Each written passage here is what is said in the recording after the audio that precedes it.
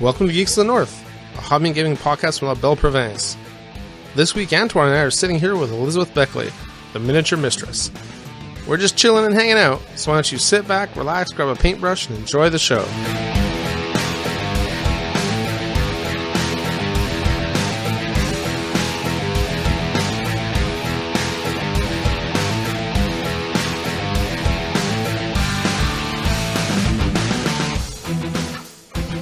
Hey everyone, welcome to another episode of Geeks of the North. As always, I'm your host, Paul Fillion, here with my co-host, Antoine Bergeron. Hello, Paul. And our guest host, Elizabeth Beckley. Hey, Paul. How's it going, everyone? Good. Pretty good. You? So far, so good. Liz is looking very chill.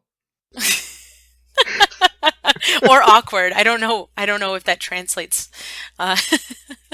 It's okay, it's radio. They'll never see how awkward you look. But I told them, so they know. Well, that's your own fault. I know. Okay, so Liz is going to join us for the beginning episode, and then she'll probably step out because we have some time constraints. But fear not, we've already recorded an interview with it, and that'll be at the end of the episode. And aside from that, the show is standard format. So we're going to start off with our hobby and games, and I'll lead the charge. So, hobby time. I've been crazy busy for hobby. Little side story. We're at a friend's wedding a couple weeks ago, and we found out that there's a big tournament coming up. Chaos Lizic. Antoine runs it along with another gaming group called the Northern Defenders. So it's Club Chaos and the Northern Defenders run this event every year, and they do a 3-man War Machine tournament. And one of the guys that normally has a team basically got left out. The team changed up. He's not a very competitive player. The team wanted to do better, so he had no team to play with. And we're discussing this at my friend's wedding, and I'd been speaking to Antoine the night before, and I knew that basically the tournament was sold out. They had one spot left. So I felt kind of bad for my buddy Dan. So I'm like, you know what, Dan? We'll make a team. So I messaged Antoine on Facebook. I'm like, hold the spot for me at the team tournament I'm playing. And he replied, you mean the friendly tournament on Sunday? And I'm like, no, the team tournament on Saturday. He's like, are you sure? I'm like, yeah, it's fine. He's like, are you really sure? Like, yeah, no, it's fine.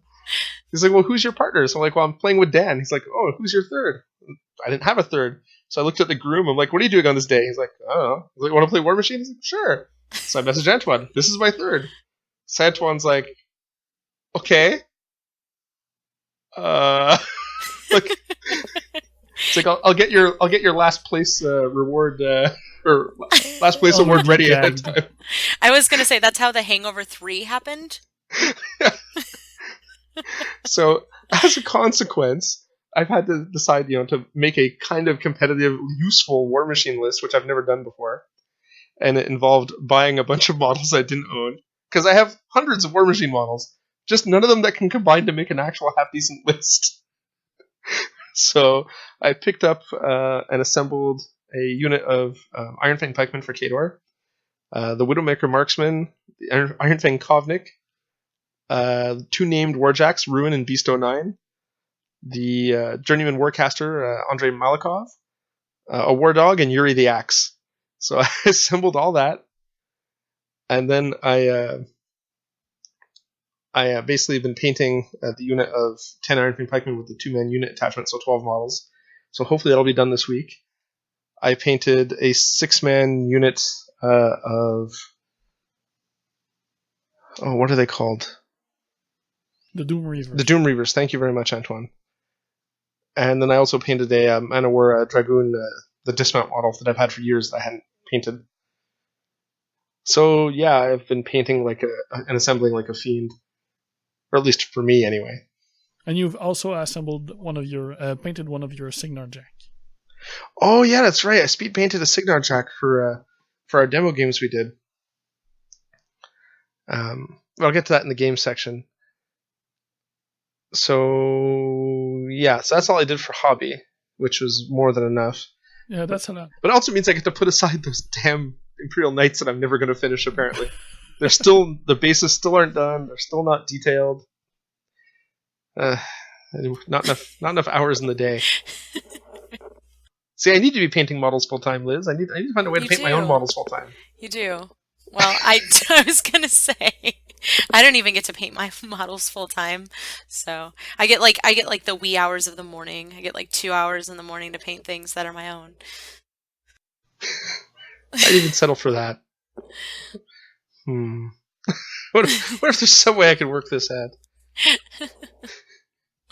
So yeah, winning at the lottery. I don't really see anything else. Yeah, I know. Damn it. Having a rich family relation you didn't know, die and leave you money. That's another way. Or divorcing Christy and marrying someone rich. That's another option. I mean, I make a pretty good housewife. I cook, I clean, I take care of the kids. You haven't shaved your legs. I've done it before. I could do it again if I had to. There was a weird cross-dressing incident in high school. We won't discuss it. But I think there's pictures somewhere. I'll see if I can't find them at some point. It's an episode title picture.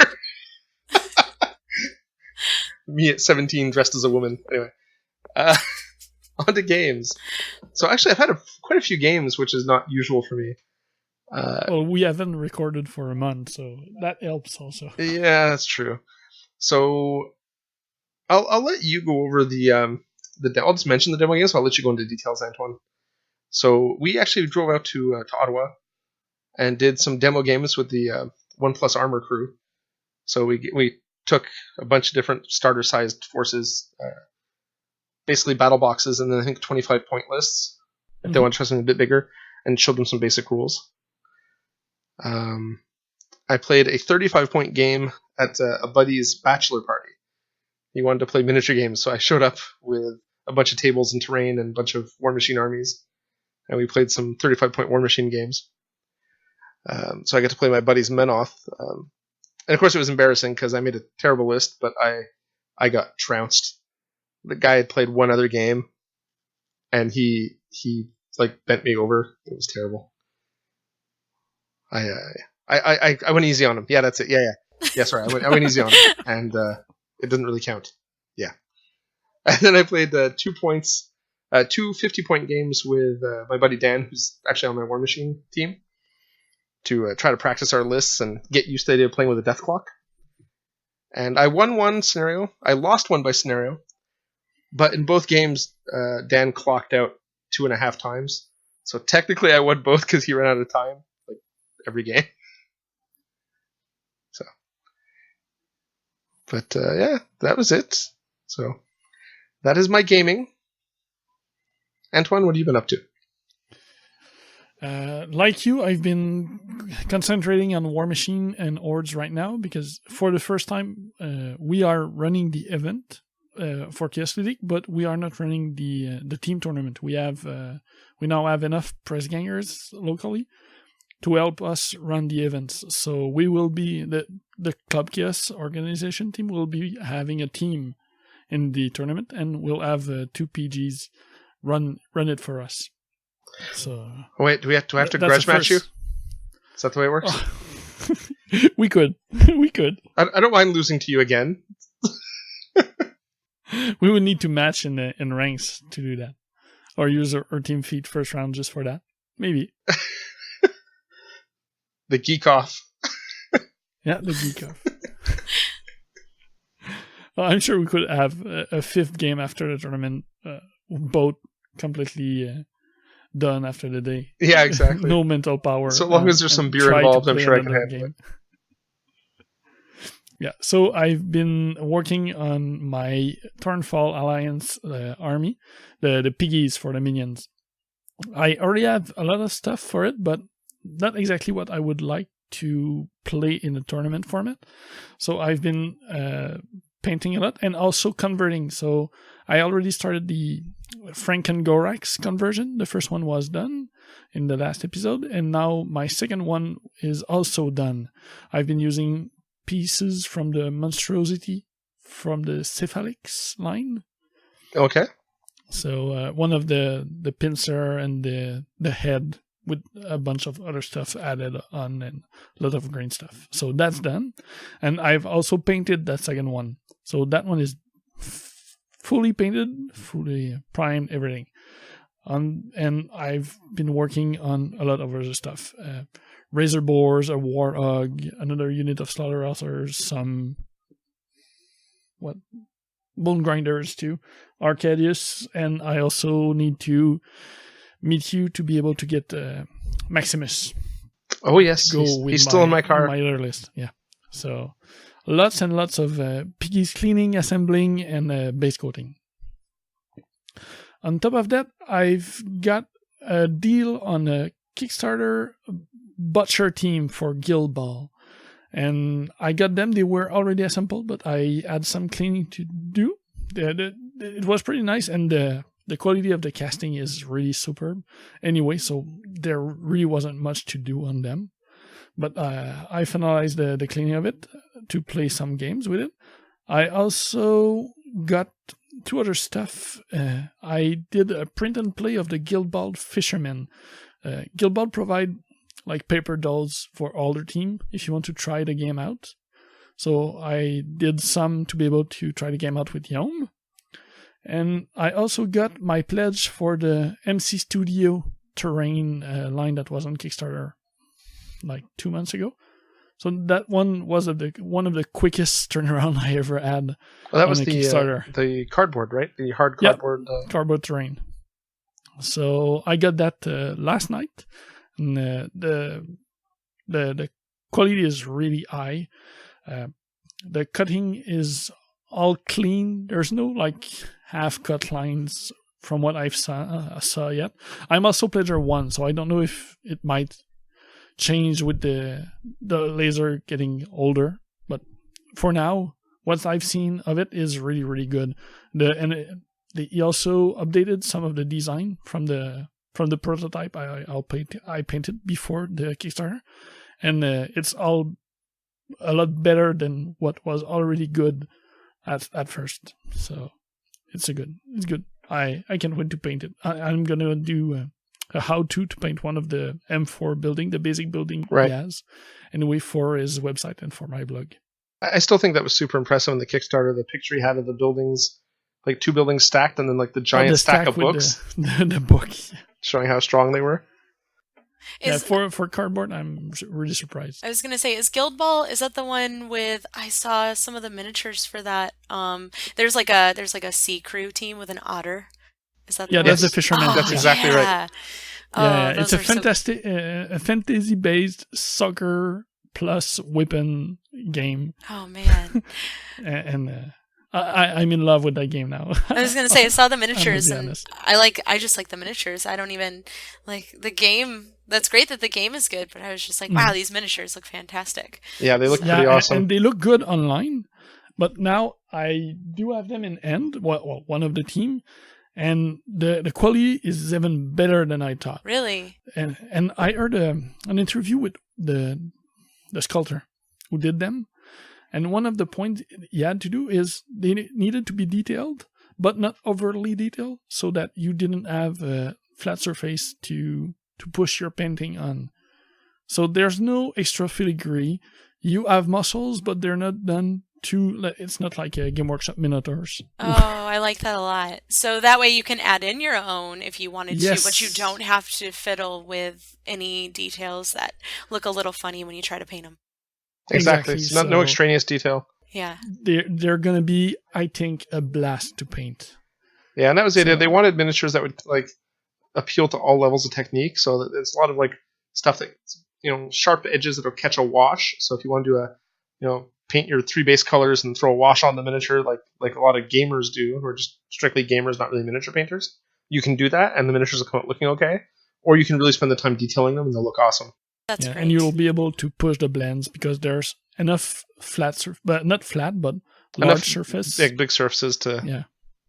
So that's really cool. They're going to be a lot of fun to paint, and I see myself getting other teams, not really to play, but just to be able to look at the models and paint more of them.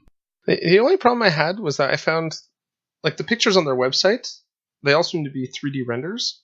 Yes. So it's hard to get an idea of what the actual models look like, because 3D renders lie. Any of us who have done a Kickstarter know that 3D renders lie. Yes, they do. Most of the time. Yeah. Relic Well, Knights. you know, Sorry. I was gonna say, but the Kingdom Death actually, I was really impressed with Kingdom Death, and Yeah, he did a lot of 3D renders near the end no, there. for sure. So I think it depends on the volume of production too, right? yeah, definitely. Because if you have a bit of a 3D render where the model's a bit fiddly to actually produce, it's less of a pain in the ass than if you're trying to do a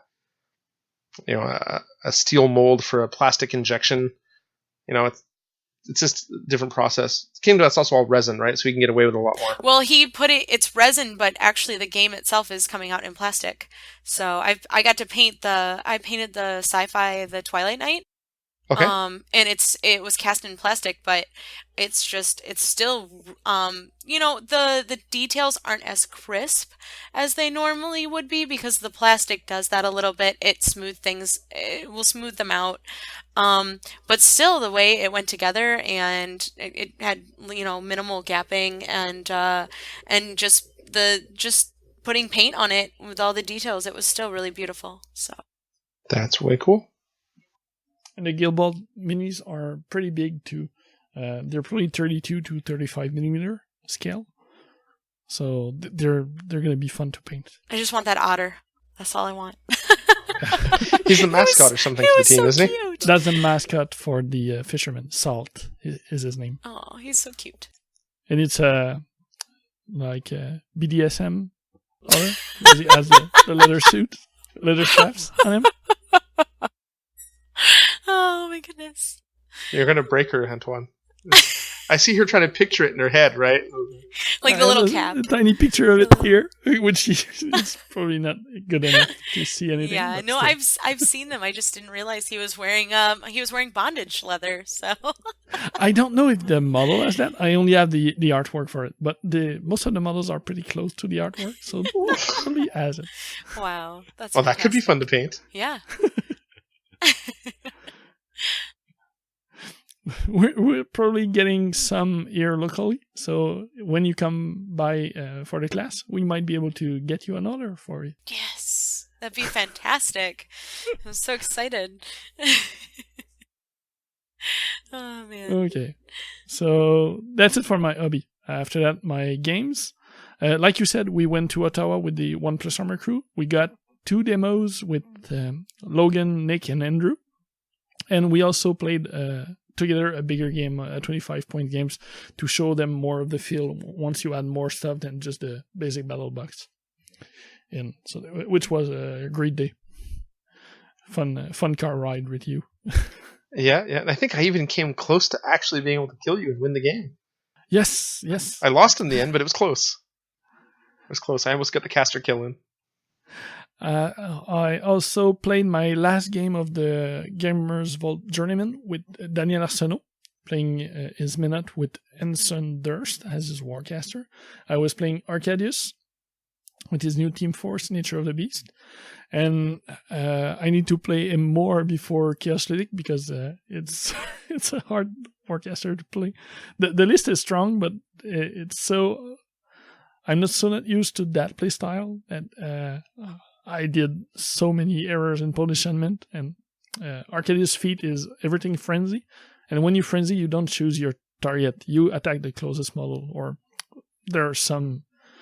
Well, it's a line of sight thing, right? Yeah, line of sight thing. And if there's some simple rules you need to follow, but once you get out of your normal melee range, you just go toward the closest stuff. And it might be your own models. And I did that a bunch of times and almost killed some of my own models while doing my feat just to get to his stuff. And in the end, I won that game, but it was probably... it should have probably gone to Daniel, I must be honest. Was it the expression, sometimes it's better to be lucky than good? I'm lucky enough, it seems. Especially with my pigs. Well, they're pigs after all. I mean, come on. Yeah, they need luck. And I also played 2 games of Guild Ball with Guillaume. So first one, we tried the quick start rules, which come with a special profile for the fishermen and for the butchers. Only 3 models instead of full 6 you usually use in a full game. And I must be honest, they are probably the best quick start rules I've ever seen. We were on the edge That's of high our seat praise from you. during a demo. So it was going back and forth. The games help. You have alternating elevation, so the game moves fast and can change every time you activate a different model.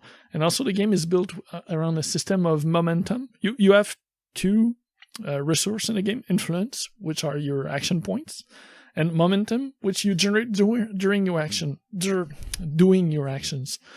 But like let's say if you want to score a goal, because it's soccer based, you cannot try to kick at the goal before you've done anything else that generated momentum during the turn.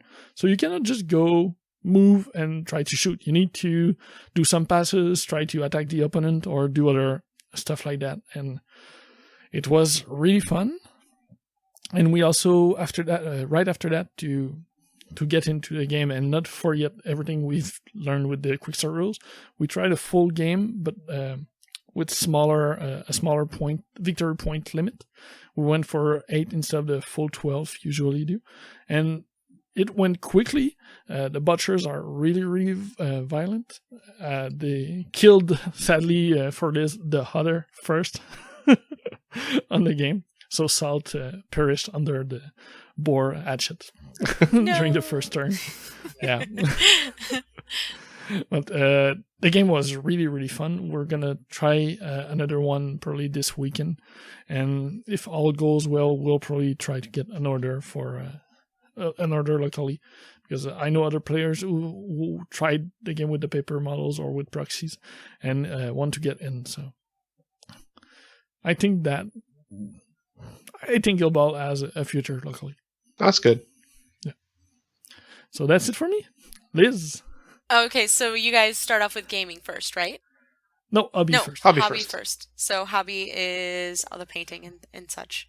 Yeah. Okay. It's hobby stuff. Hobby stuff. Well, you guys do a lot of wargaming. I'm not so much a wargamer. I was gonna say I found something interesting at the store the other day. I know you guys happened to see the Stormtrooper I painted. But it's not really from a game. It was actually down the toy aisle. I found some miniatures, some Star Wars miniatures. So I think that's kind of what I've been playing with for my hobby aspect of it. It was pretty cool to be able to. Essentially, it's like taking your plastic dinosaurs and painting your plastic dinosaurs. But I found Star Wars figures from I think it's Star Wars Command. I think is the new cartoon. It's Star Wars Rebels. Star Wars Rebels. Sorry, I'm sorry. Yeah. I've been told I need to watch it. It's really good. I've actually just started watching it. Yeah. So I found like a box of figures on clearance, and they had stormtroopers in them. And they were I would say they're probably 45, some weird 45 millimeter scale or something, some weird scale. And the plastic is comparable to Reaper bones. So I kind of just sat down and I painted one. I had to do quite a bit of cleanup on them because they're obviously just toys. Nothing really display quality. So it was fun. I got to play around with my airbrush. I got a bunch of new paints that Badger Airbrush sent me. So I got to play around with colors. I think I airbrushed him gray, and then underneath I tilted the model down and I airbrushed blue, and then on top I airbrushed a warm brown, and then I took my paintbrush and I went in with a white and a cooler brown, and I played around with that. So that was a lot of fun. I don't get to paint much for myself, so when I do, it's more I get to experiment with my paints and my models. I know you guys do a lot of army painting, so I think my fiance wishes that in my free time I would paint his gaming miniatures, but he's got so many. I did paint some of his Shadows of Brimstone, but yeah. So that's basically what I'm working with. on my own, and then obviously any work that I do. So, um, so that's about it. I'm pretty boring. I don't get Well, to what paint. what commission stuff have you been doing lately? The last week or so? I've That you can actually. talk about. Oh yeah, I can pretty much talk about all of it. I work for this really awesome company. They're not really in the industry, but they make figures. They're called Middle Kingdom Miniatures, and they're like not like karate, kung fu style classic miniatures, and they're basically accurate representations of certain moves, and the miniatures themselves, they're 70 millimeter, so they're more like figurines, and they capture the quality and the, I can't think of the word I'm looking for, just basically the culture of maybe that type of art, like the fighting art, each miniature. So right now that's what I'm working on. I always have a lot of fun with those. That's it's a really great company to work with. And then on the hobby side of, like, the industry side of it, I'm actually working for I'm doing some stuff for Cool Mini or Not. I'm working on the new Masmora chibis for it's a game set in the Arcadia Quest universe. So I'm excited. Those are super cute, and so I'm working on more of those. But that's basically it for that. Um, No, I more. Give us more. more. No, I'm kidding. That's it. I don't have anything else. Have you played any games? Board games, computer games? I have actually, my fiance, we went to Gen Con last month. And my fiance picked up Abyss by Asmodee. Have you guys ever played that?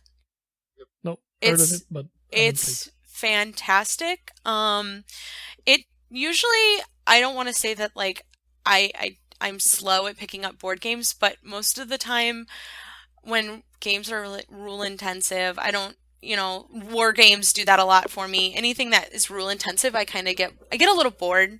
But this game Abyss, it's a board game. Um, it was super simple. The first game we played was fantastic. It's a resource management game, but it's really cool because it's set underwater in, like, this weird world where everyone kind of looks like the characters from, like, the Pirates of the Caribbean, the Davy Jones crew. Like, Oh, everybody. Yeah, it's really neat. The art is really great. Actually, the box art for it is kind of creepy because he set it in our dining room and all the lights were off and it's just this face on the box. And you walk by and you're like, oh man, there's someone in my dining room. But it's just this face. But the lighting on the box is so amazing that with the art, they've just done such a wonderful, beautiful job that it looks like there's something strange sitting on my dining room table. Um, but yeah, basically it's just a kind of like screw over your neighbor resource management kind of. You can do a little bit of strategic board gaming, but at the same time the game will throw you curveballs. So it's a lot of fun. I don't know, we had a really good time. We've played it 3 or 4 times now since we got it from Gen Con. It's a lot of fun. How many players is it? I think it's I don't know off the top of my head. I think it's 3 to 6, but I'm not sure. I know you need at least three because it's like an intrigue game. So you need at least three to, we played with two the first time we did it, but we kind of had to house rule some of the rules because they're just not, it's not meant for two For a players. two-person game? Yeah. Okay. Yeah. So I was gonna say that's about the best board game we've played. We got Exploding Kittens, which I think everyone got Exploding Kittens. I didn't get it, but I played it actually at my buddy's bachelor party. We played Yeah. Exploding Kittens. Yeah, it's a lot of And, fun. well, it's a lot of fun the first time. Yes. And then the second time, it turned into a weird stalemate game where basically it came down to the last 10 cards of the deck. There was 5 of us playing. And we all basically stockpiled cards in our hand and stockpiled, what do The you call them? diffuse. Diffuses. Yeah. Or like the 5 cats of different types that we could swap them out to get a card, get a diffuse out of the discard pile. Nice. So the game stagnated really quick. Oh man. Because we were all a bunch of long time gamers. Right. So we super analyzed the rules after one play. And It's meant to be party game. Yeah, and then we broke it, right? I mean, the box, when you open the box, it meows at you. You can't take anything seriously that meows at you. That's true. That's true. It scared the crap out of me. We got it in the mail, and I open it up. We're in the car, and it's like, meow. And I'm like, oh my gosh. So, but yeah, Exploding Kittens. And then we have been playing video games. Jonathan got a Retron 5. My fiance got a Retron 5. Have you guys heard of that? No, I haven't. It's basically a new platform for old video games. All the video games have, I think, essentially that have lost their patents. The platforms that have lost their patents, it plays it plays Sega Genesis, it plays Nintendo. It plays Game Boy games. It plays, it plays everything, almost everything up to Nintendo 64, which Nintendo 64 has not lost their patent yet. So it has all these docks for cartridges. So we've been going to a local store and buying a bunch of games. I know he's out there playing Donkey Kong right now. So yeah. So basically just throwbacks and then a couple of board games for me. Wow, yeah, I just looked up this Retron 5 thing. It's awesome. That's pretty awesome. Yeah. Now, the sad thing is, most of these retro video games are worth so much, the carts. Yes. It's ridiculous. If you wanted to play Chrono Trigger, for example, the cart's $100 or whatever. It's crazy. Yeah, I was going to pay for the game. The most expensive game we've bought so far, I want to say it's Sword of Mana. Does that ring a bell? Something of Mana. Secret of Mana. Secret of Mana. I always want to call it Sword of Mana, but it's Secret of Mana. And I think that ran Jonathan $55. That was a Super Nintendo game, wasn't it? Yes. And it's up to 3 or 4 players. That's why it's so fantastic. So, and of course we got you can get games. You can get we got NBA Jam or whatever, NBA, the NBA game for the Nintendo. And that's 4 players, but that ran us $6. So it was pretty awesome. But it's NBA Slam, right? NBA Jam. Jam. Sorry. So my first game system was a PlayStation 2. So I was deprived as a child. You young whippersnapper, you. I know. I had a Game Boy Color and a PlayStation 2. So. Back in my day, we didn't have color on our consoles. Well, technically, I'm from a generation that the Game Boy, the first one, didn't have color. I had a Game Boy Color, though. So I had to break my leg to get a Game Boy Color. Literally. Broke my leg. That was the trade-off. That was the trade-off. I broke my leg on my bike, and I remember waking up the next day, and on my bed is the Game Boy Color and Pokemon Yellow, and it was oh yes, this is fantastic. My first Game Boy was a Game Boy Color, and I bought it with Pokemon Yellow. Nice. Which color did you get? Which color game cartridge did you get? Not cartridge, but the game console. Silver. The silver? I had the purple. Yeah. Yes. I had the purple too. Yeah. But my first Pokemon game was the red box, the original one. Oh, man. On the black and white one. Good times. Yes. Yep. So that's what I've been doing with myself besides working and wedding stuff. That's awesome. Well, weddings. My sympathies.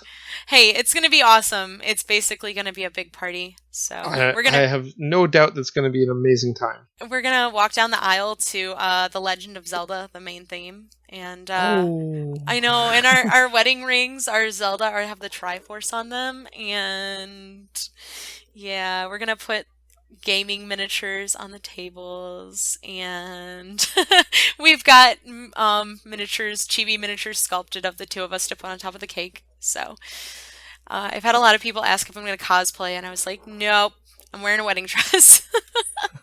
Yeah, we had we walked down the aisle to, I think it was the main theme to the Transformers movie, Really? to the Michael Bay movie, and that kind of epic, like. That's fantastic. Yeah, well, my wife's a big Transformers fan. Oh, I mean, we that's played Transformers music at the reception, like 1980, was it 1986 animated Transformers movie music? Like You Got the Touch. Oh yeah, baby. Oh man. Yep. Yeah, Ours my won't be wife's that bad. yeah, my wife's musical tastes were hilarious at the wedding because we went from Transformers music, and we had the song from Portal, Nice. and we had Lonely Island on a boat, like back to back to back. It was just a weird like music mix. So we were showing. It's funny because I was gonna say we were showing our friends some of our music, and they're like, "You're gonna play regular music, right? It's not just gonna be all that stuff you guys listen to." And we're like, "But it's our wedding, so you have to listen to it." Yeah, but it's hard to dance to the soundtrack to Zelda, right? It is. But I mean, like, we're gonna have like, have you guys obviously are familiar with Jonathan Colton? Mm-hmm. Yeah, he did the Portal. He wrote the Portal theme, Yeah. so of course. But yeah, so we're gonna have some of his music. I think one of our like romantic songs to dance to is Skull Crusher Mountain. So, so yeah, so it'll be a lot of fun. So that's basically what I've been doing with myself. You're making me sad I can't attend. Have to invite me to the next wedding. So. Okay, I will.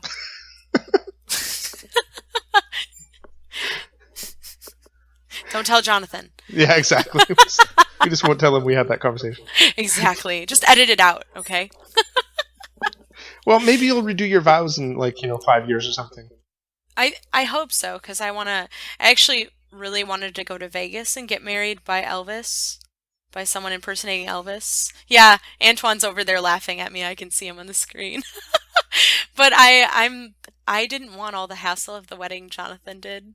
So he was like, "No, I want my family to be there." And I'm like, "I want to go to Vegas and drive through one of those shotgun church wedding style chapel things."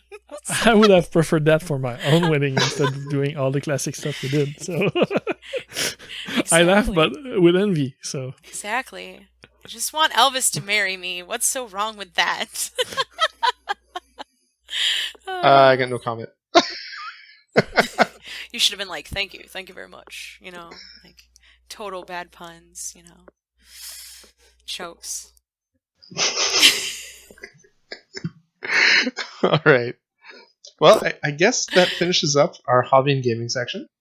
It does. And I think at this point we're going to let the lovely Miss Beckley go and be with her fiancé so he doesn't hate us for stealing her away for the whole night. I assure you we're probably just going to go watch...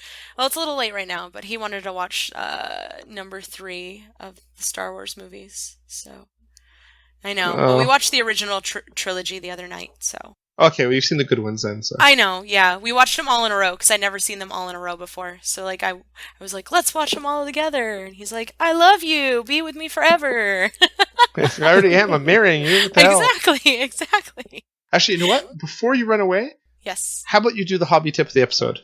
The hobby tip of the episode. Well, I'd like to let people know that I desperately hate the color yellow, but everyone doesn't have to hate the color yellow when they paint it, because I found a little trick. It actually really helps.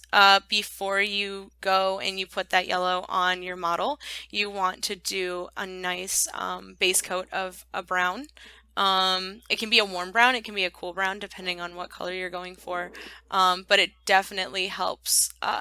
It definitely helps that yellow not be so transparent. So that's a good tip, right? That is great advice, because everyone struggles with yellow. Yes. Yellow is one of those colors, like red and white. So, all those hard to paint colors. Oh, and then you talk about red, and I think of another good tip for red. Well, if you want, go right ahead. Okay. So another thing that people don't usually think about doing is instead of bringing your reds up with white, so you can make a lighter red, and then it turns to pink, right? So instead, you would want to use a flesh tone, like a rosy flesh tone, and mix that into your red to bring up a highlight, and that will help it be less pink. That's awesome. Yes. Sweet. Two for one pro painter tips tonight. Awesome. Liz, thank you so much for being on the show. Yeah, you guys are welcome. It was awesome being here with you. And now I get to listen to myself later when I'm painting. That's right. So we recorded in reverse order, so we've got your interview we'll tack on at the end. And yeah, so we'll hear from you again. Awesome. Sounds good. It's like time travel. Okay. I'll talk to you soon. Take care. All right, bye. Bye. All right, so Geeks, we're going to take a little break, and then we'll be right back with the news. So, be right back, Geeks.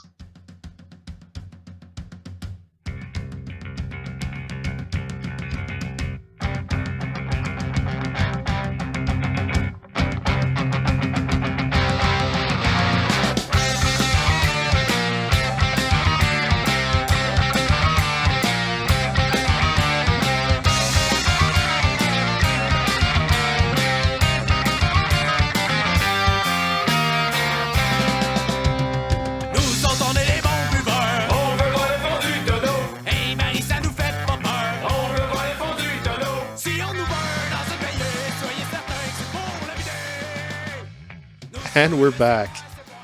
Okay, folks. So now we're going to do our upcoming events and our news sections. But if you notice that there seems to be some sort of time dilation in the recording, don't worry. It's mostly because we recorded the first and last segments like 3 weeks ago. So more than that, I think. Shh, you're making us look bad, Antoine. Anyway, so we're going to get right to it, and then hopefully we'll be back on track now that KS Ludzik has passed us by, and we've come through the other end of that. It's all good. So, upcoming events. Antoine, why don't you take it away? Okay, first, I'll be giving 2 painting classes at Slab Rosemont, a community center in Montreal, on October 25th and November 22nd. The one on October 25th will be more of an intro to intermediate level with stuff like the basic of priming, dry brushing, how do you do wash, how to push your contrast, edge highlighting, and stuff to make your minis look good and still pretty fast. And the class on, it's not exactly a class, more of an atelier. How would you call that? A workshop? A workshop, yeah. Yeah, more of a workshop. Like, I'll be giving pointers and then go through with the students as they try it and answer questions. The second class or second workshop will be more like intermediary to early advanced. Like, we'll do different type of blending, go over the difference between true metallic metal and non-metallic metal, zenithal highlighting, stuff like that. So, in both cases, the miniatures are provided with the class. You'll need to bring your paints and paintbrush. The first one is $30, and the second one is $35. For more information, you can go either on zonion.net. Right now, their article is only in French, but I'll try to have it translated, and you'll have links in the show notes. Great. All right then, and where's this? Where's the location? You said it's a community center. Slab Rosemont. I'll give you. It's a community center on Rue Lafont in Montreal. Okay, so I'm guessing the information for that as well will be in the show notes. Yes, and on zonion.net. Perfect. All right. Well, after you've taken Antoine's classes, you can now go right to Elizabeth Beckley's classes. Yeah, to go to a true teacher. No. I'm sure your classes will be great, Antoine. We'll see. So, Elizabeth Beckley's class, which was originally planned for November, has been pushed back. Elizabeth just got married. Congratulations. And because of that, life got hectic, and she doesn't feel that she gave enough time and enough information for us to really kind of try to build the class up and get people motivated. So we're delaying it a little bit. So it's going to be at the end of January. Tentatively, we're looking at the weekend of the 30th, 31st, which I believe is Elizabeth's birthday. So we'll have to celebrate that while she's down. The class also includes miniatures, and it's a 2-day class. First day covering basically painting a regular, 32mm, 28mm, 25mm style miniature. And the second day is basically all about chibis and painting super stylized figures in that genre, which I could see being used to paint maybe, aside from chibis, of course, paint Relic Knight figures and other stuff where you want the crazy anime look with the the super vibrant colors and stuff. Yeah, super saturated and yeah, exactly. Really high contrast, stuff like that.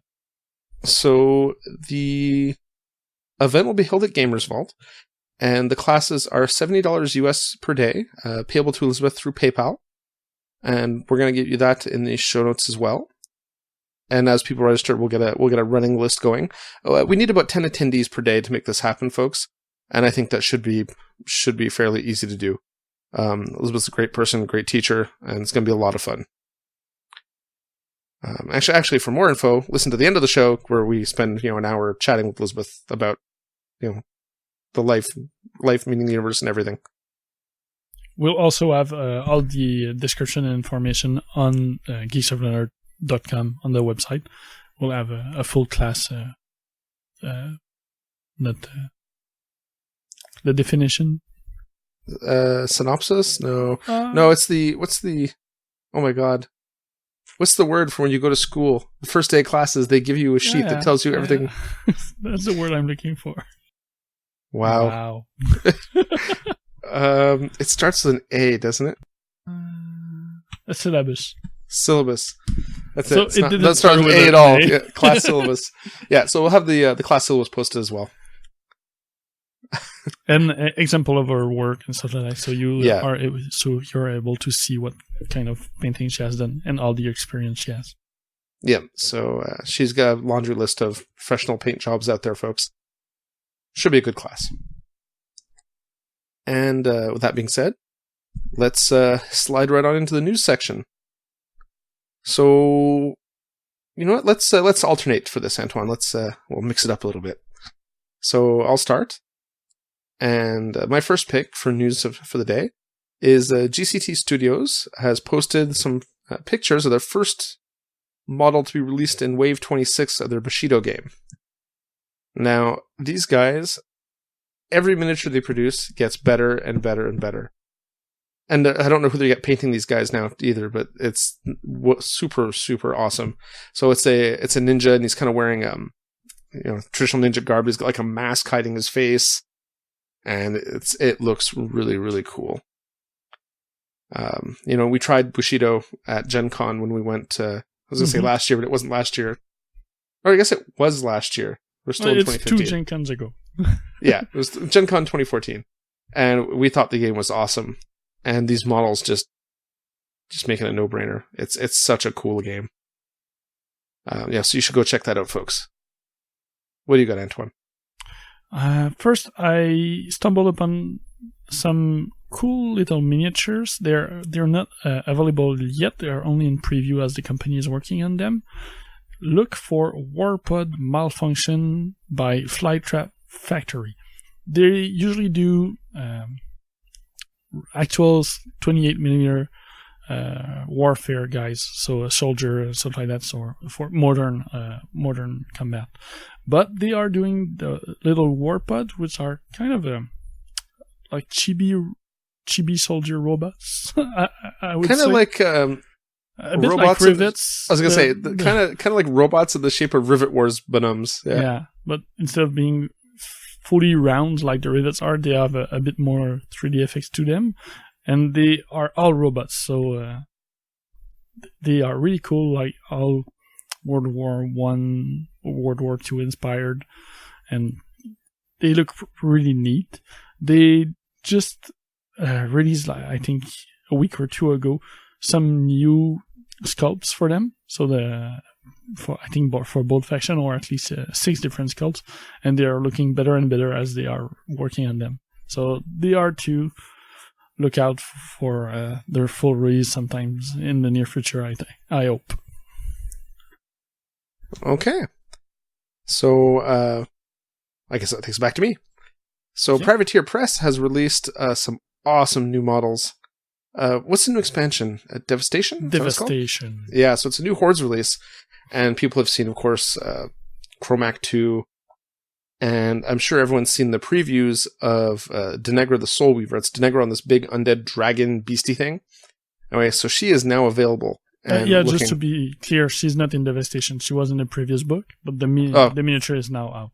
Devastation is Devastation's Hordes. Yeah. Sorry. I don't know why I said that, because I just said it was Hordes, and then I talked about... Anyway, doesn't matter. But Devastation is also out now. Yes, last week. It was, last week. So that is also a new release, so I guess it's okay that I mentioned both in the same thing. For sure. Yeah. Well, that was weird. And you pointing out my mistake completely derailed me. So you were talking about the cool new Denegra Weavers. The new and I was going to talk about the other cool fig that was released that I didn't write down in our show notes, but I should have. Yeah. There's another Crickzak that's been previewed. It's not out yet. Oh, he's coming out in December, I think. The one that looks like he's surfing, kind of. Yeah, kind of weird. And there's some new undead infantry, cavalry coming out that looks pretty awesome, too, in December. Are they new? I haven't seen them. Well, it's a December release, so I'm assuming they're new. They do so many reboxing that... Oh, I thought they were new. Yeah. They seem to be a light cav undead thing. Oh, okay. Cool. And then there's the circle version of the Great Bears of Gallowswood, the 3-man... yes, they look so cool, the Death Wolves. The Death Wolves, those look awesome. I'm going to pick those bad boys up, give them a paint job. Yeah, they also previewed the Blood Reaver Night Witch. That's a circle solo. And also the, like you said, the Great Wood, the Great Bears. There's also the Scorn unit, the Legend of Halak, that has been previewed. They're not out yet, but they're in the upcoming release. What's funny is you can't use that unit in the Fist of Halak tier list. Yeah, but... I know, but it's kind of made me laugh. Yeah, and they're not Praetorians either. Even if they wear the exact same armor. So that it's more a balanced thing, probably. Oh, wait, hold on. Balance thing? We're talking about Privateer Press here, right? Yeah, that's exactly what I said. Because tier lists are balanced, right? Yoma's gonna, kill me when he hears this. Yeah. Oh, here it is. It's the mercenary caster, the Cephalix, the Cognifex Siphon, the insectoid thing. That's released. That was the other release. Oh, okay. So he looks kind of cool. I don't know anything about him, but he looks kind of cool in a creepy, weird, super science kind of way. And there's been a bunch of new preview too, like the Electromancers for Retribution, the 3-man like Electromage unit, and also a new Jack for Minute, the Hand of Judgment. Yeah. Wait, is that the one that's kind of painted purple and white? Yeah, with 2 banners in his back. Yeah, exactly. And he's got like a mace. Yeah, okay. And a flamethrower, I think. Yeah, that's what I'm thinking of. Yeah, they look pretty awesome. Yeah. I kind of, I've kind of taken a nosedive back into War Machine, and the aesthetic doesn't always appeal to me, but sometimes they really have some nice looking models. A pain in the ass to put together, but nice looking models. Like, you probably couldn't pay me to assemble that Denegra model that just came out. Yeah. I can only imagine what it looks like. Though I think that one's mostly resin and not so much metal. I'm not sure. I haven't seen the piece yet. I haven't either, but I'm assuming it's got to be. Mm-hmm. They've got a lot of big resin pieces now, so yes, which I think is good because I don't know. I think GW spoiled me. I went back to GW for a couple of years and did so much plastic that now going back to War Machine, having to do all these metal models that chip every 3 seconds and like are just a pain because you have to pin everything. Side note, I've been putting together some Ulans, and those things are brutal. Yeah, I think for people who like War Machines, the next show will be probably really interesting because, as you've mentioned, Chaotic is behind us. This show was supposed to release before, but with the joy of of organizing an event plus family plus everything else. We got delayed, and we're working this part after. But next show we'll go over how Chaotic went and how Paul went down to playing Hordes again and ate us for it and stuff like that. Actually, I played War Machine. I didn't play Hordes. Ah, that's true. I played Khador, and lost horribly. Might be bitching less if you played Horde. I didn't think I did a lot of bitching. No. Whining more? No, it was more of a shock. Yeah, I know. We'll talk about it next show. Let's just say that teaser. I was unprepared for the mentality of the people I faced in a lot of cases. That's all. So yeah, all that to say, Tenegra looks cool. Antoine, you're up. Next one, I want to talk about Pulp City. They have been previewing their Cold War's illustration, and just last week they started to preview the sculpts and some of the paint job for Cold War. Cold War will be a small Kickstarter extension featuring their two, a bit like maybe the Avengers equivalent, or other big superhero teams you would see in Marvel or the Justice League in DC. But the second team they will be releasing is all Russian base. And the models look really, really cool. So if you are at all interested in Pulp City, take a look at them. They will be playable as a full team anyway. Pulp City, you need 4 to 8 miniatures at max to play. So those two teams are probably a really good intro way into the game. Yeah, and for those that don't know, Pulp City is a really underappreciated miniature game. Yeah. It has some awesome mechanics, and it's got some great people behind it. In the States, it's pretty much handled by Devin, I think, right? Yes. I got the name right? Yeah, okay. And I met him at TempleCon this year. Super nice guy. Very, very cool. And, their love of the product really comes out in the product. Like, they spent time making sure that game was solid. So I can't say enough good things about it. Yeah, it's in our list to review and play once we get time. Yeah. That's a long list, Antoine. Yeah, always other stuff, but still, that one I want to. It's just once I'm able to finish assembling my 2 stars, we'll be able to try it. I had a lot of fun playing the demo. And so that's I guess that's back to me. Back to you. All right, so my last pick is a little something from a local guy. First name Terry, last name Hussar, I believe. Yeah, something like that. Yeah, it's funny. He's just Terry, and I've always I've always heard about Terry and talked about Terry, but never actually paid that much attention to what his last name was. I probably should look that up before I started talking about it. Anyway, so his website, thminiatures.com, ran a Kickstarter last year. No, it was early this year. I'm sorry. Not long. I think it was like January, February timeframe, because I know we had some of his first release stuff that we took to Adepticon. So he ran a Kickstarter basically to do some scatter terrain for tables. Very nice stuff. So he's got 2 series. Basically, one is ruins. The other one is like small walls and like earthworks type stuff. Wood fences and stuff. Yeah, exactly. And there's small scatter pieces. Very, very nice. Well sculpted. The style is very, or not very, but it's a little cartoony looking, especially the way he's painted them. But that's also his style, because when he worked for Rackham as a painter, yeah, like the non-metallic metal, bright colored, kind of cartoony looking stuff. Yeah, having painted some of them, the cartoony side is mostly coming from his painting. That's what I was thinking. It's mostly the paint jobs, right? Yeah. Because looking at the sculptures, I saw the sculptures firsthand at Kislezik, and of course I saw the piece that we took as our centerpiece for our display board event with Steve. Yeah, with Steve at Adepticon. The sculpting quality is awesome. The casts are amazing. There's one of the things that you can always tell you're getting a good cast is when you flip over a flat-bottomed piece of resin, and the bottom is level, not concave. Yes. I have a K-Door battle engine that probably has a 3/4 inch depression in the center of it on the bottom because it sank so much. So yeah, the casting quality is awesome. And speaking with Terry at Kislezik, he had his pieces on display and for sale, and he told me that there's a new Kickstarter coming. Yes. So I thought it'd be good to mention on here, support a local developer. And so its new Kickstarter is for a new line of scatter terrain. That's basically lava, volcano inspired. So it's craters, lava pools, stuff like that. I think cavern kind of scatter terrain. And I saw the first casts or whatever, the concept casts, and they look awesome. Yeah, especially the way he's painted ones too. Yeah, he had them painted up at Chaos and they looked amazing.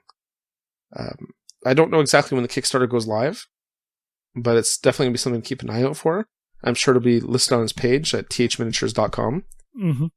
And when the Kickstarter goes live, you'll actually be able to order the Kickstarter exclusive piece of terrain from the last Kickstarter. Oh, that's a good thing because it's the only way to get it. Yeah, you can only get it through the Kickstarters, and it is a very large piece of terrain. It's super nice. That's why we used our centerpiece on our display board. And so I'll probably have to back the Kickstarter just to pick that up because I kind of felt bad that I didn't back the first one. And then after seeing that piece of terrain, I really felt bad. Yeah. If you want to stay in touch with Thierry or TH Miniature, you should probably look at the website, but mostly look at follow his Facebook page. There's a lot more activity there, so it's a good place to stay on top of it and be informed about the new Kickstarter when it goes live. And he shows some teaser and preview there that he doesn't put all on the website. I'm just going to say for our English listeners, his English is not super great, but he will try. He can communicate. He's a little shy about it. It was kind of funny in person. I asked him at Kiss with Zik if he spoke English because I had a bunch of questions I was going to ask. The not quite panic on his face was pretty awesome. And he's like, well, I can kind of like, okay, no problem. I'll speak French. But he's willing to make the effort. So awesome guy. So Antoine, that takes it back to you. Yeah. Lastly, I want to mention another cool piece I stumbled upon. Moorbag the Goblin. It's 30mm scale. Yeah, 30mm height goblin. Kind of goblin warrior / shaman in a cool action pose. It's more of a painter piece. It's in resin, 9 different pieces. It's super cool. You have different heads you can exchange. He's wearing kind of a bird skull that has an hat, but you also have an alternate head. You can without the skull. Wow, and it's really a piece for high quality painting, like for competition or showcase. It's really, really nice. It's also pretty pricey at 25 euros, which is maybe $35 Canadian, something like that. I'm not sure about the exchange rate. Probably more than that. Let me just do a little conversion here. Go to xe.com. So we're going to go to Canadian dollar. No, euros to Canadian 37. dollars. I was not that far. You're faster than me. Google. Apparently. Well, fine. 37. I actually thought it was a bit worse than that, so it's not so bad. Yeah. Well, actually, for, I guess, one goblin figure. For one 30mm goblin, it's pretty big. It's pretty high. But for the quality of the casting, the quality of the skull, and it's really a display piece. It's not a gaming piece. So for that price, it's not that bad. I love his staff. Yeah. Yeah, with the bug taped to the top bug or attached to the bug. Yeah. I guess it's supposed to be like maybe a lightning bug or something. So the staff glows. Yeah, something. It's probably paintable like that. It is pretty awesome. That is a great figure. From Blacksmith Miniatures, which I've never heard of before. Do you have any other sculpts? I saw some. I already saw some of their other stuff before, but I didn't know them by name, so I'll remember them now. Wow, they have some really, really awesome, like a dwarven miner. It looks amazing. Yeah, that's one of the few ones I already knew about. The troll looks awesome too. Yeah, so Blacksmith Miniatures, folks, check them out. Yep. And that's it. Okay, well, that wraps up our news section. So I guess at this point, we'll travel back in time to our interview with Elizabeth Beckley. And, that's it. So let's take a little break, and we'll be right back, geeks.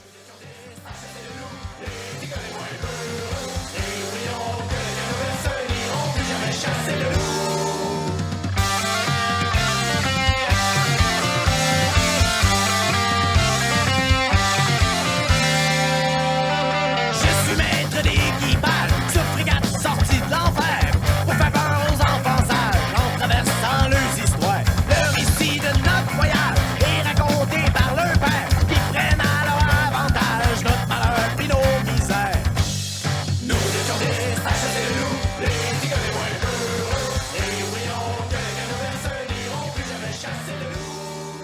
And we're back, and we're here with our guest, miniature mistress, Elizabeth Beckley.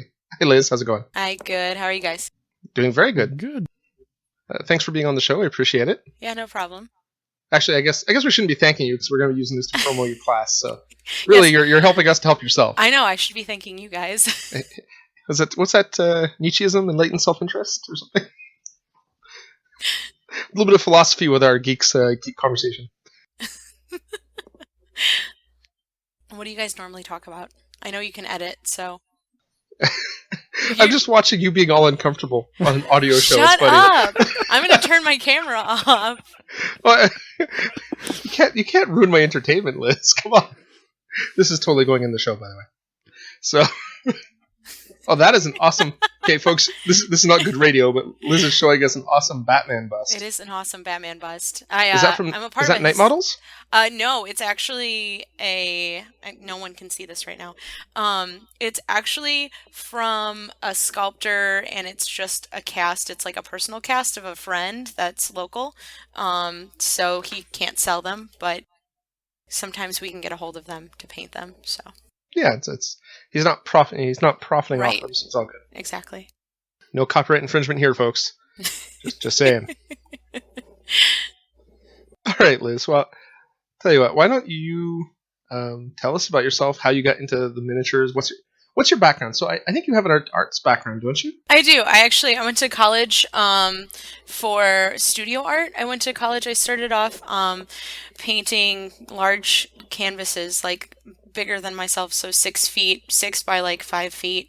So I kind of did a complete 180 and went to miniatures in college. So yes, I have a fine art degree. Wow. Okay. And how exactly did you end up going from large scale paintings to miniatures? That's not a normal transition. No, it's not. I've always kind of been like, I've always been a geek. But I really got introduced to the whole hobby side and gaming side of it. My uncle actually has played Dungeons and Dragons since he was a teenager, and he invited us over for a game, and so he was like, "Oh yeah, here's these miniatures. You like to art and stuff," and so I painted my first miniatures for my uncle's Dungeons and Dragons campaign, and now my uncle uses me to paint all his figures. Did you give him a special rate? Yeah, free, you know. Wow. He basically just gives me things. I was born into the wrong family. I know. He handed me some kobolds at Gen Con, and he's like, "Fix these." And I'm like, okay. So now I have some kobolds to fix that apparently he messed up. So, Dope. you know. But yeah, so I got into that, and then I kind of really enjoyed doing it. And at that point in my art career with college, I wasn't sure where I was going to go because I jumped around from painting on canvas to ceramics. And then I discovered miniatures, and I wasn't bad at it. And so I started painting for the guys at like the local comic shops, and it just kind of escalated from there. And I put some work on eBay. I got more comfortable painting and working on a professional level. And then I went to my first Adepticon, and I won a crystal brush, and I also got my first professional gig with Impact Miniatures, so painting all the chibis. Okay, and when was that? I always get it confused. It was either, I think it was 2013, I believe. Yeah, I think that would line up with their Kickstarter. It was the Yeah. first Kickstarter stuff you painted, right? Yeah, it was. So it was like that. It was that summer. Okay. Yeah. Yeah, because that was the year, because they launched them at Gen Con. Mm-hmm. Right. So I remember I have a bucket of them somewhere. I have a drawer full of them.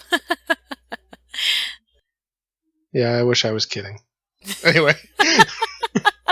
Hey, we all have containers of miniatures. Yeah, my house is kind of one big container for miniatures, so it seems like.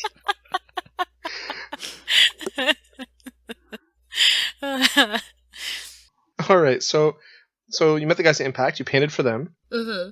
and you've worked for Yes. a lot of companies. Yeah, I have. I've just thinking about it. I've worked for obviously Impact Miniatures, Bombshell Babes. I did some work with Bombshell Babes. I did some work with Mercs Miniatures with their myth line. What else? Cool Mini or Not, obviously, who I still do contractual work for. Well, it's not obvious. I mean, it's obvious to me because I know you a little bit. But... That's right. That's right. You guys, that's right. You both know me. I have to assume that everyone else doesn't know who I am. So, I did all of the work for Arcadia Quest, the Chibis, which kind of got my name out there in a way. So that's when I really kind of kicked off my career, working with that and with their Kickstarter, and painting like 40 miniatures in 3 months. Yeah, well, that Kickstarter was a big deal, right? That was a huge success for them, and yeah, it's quite a bit of celebrity around that Kickstarter. yes. There's some cool miniatures. So, and they're chibis, and who doesn't like chibis? So yeah. maybe someday Cool Mini or Not can make their own game about chibis and not rip ideas off someone else. Oh wait, sorry, did I say that? You better edit that out, Paul. We'll see. The opinions presented in this podcast no way and reflect anything Elizabeth Beckley believes or has said or anything. I take full responsibility for anything that comes out of my mouth. Yeah, just cut the laugh. Yep, exactly. I was going to say, painting miniatures doesn't pay your bills. Jeez. Some of us have to paint miniatures to eat. So, and let's see, where was I? And then recently, I've been working with, are you guys familiar with Blind Ferret? Of course. Yeah. The Montreal company. Yeah. They do the Looking for Group and Least I Could Do. Yeah. Webcomic strips. So I actually got in touch with them at Gen Con last year, and then they just recently got in touch with me, and I've been painting their Looking for Group RPG miniatures. So I painted their studio miniatures for them. So that was a lot of fun. It was a little crazy. I had to paint those like right before Gen Con, and there was like a bunch of confusion, but for the most part, I got them done. So, and they were really happy. And then the one big one now is I'm going to start working with Geek and Sundry. Nice. Yeah. So that's going to be fun. In anything they do in the future with miniatures. So that'll be a lot of fun. That's pretty cool. Mm-hmm. There's something else I was going to say that I thought you worked on. Oh, I don't know. I've worked on a lot. Yeah, it's escaped me now, so it must have been a lie. Okay, so I've done work with On the Lam Games. On the Lam. I was going to say Wild West Exodus. Didn't you do some stuff with Romeo? Yeah, I did some stuff for Wild West. I can't talk. Wild West Exodus. I did a couple of miniatures for them. So, yep. There's a lot. Oh, you've been a busy girl in the last couple of years. Yes, I have. In the past, gosh, it's going on 3 years now. Working professionally, 2.5, 3 years. So.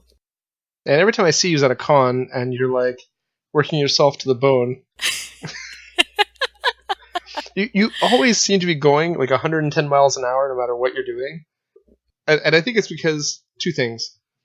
You can't say no, and you don't want to say no. So you seem to always overextend yourself. I love it though. I love conventions. I love, recently, like I've been doing a lot of teaching. Hence, why I'm on this podcast is to promote my class. But I've been doing teaching at Adepticon, and I recently did teaching at Cool Mini or Not Expo, and then this last weekend, I did over Labor Day. I did Dragon Con here in Atlanta, and that was great. We did some new stuff. Normally we just do paint and take, but this year, along with the paint and take, we did classes where it was just it was instructional, and people could sit and watch they could watch painters work.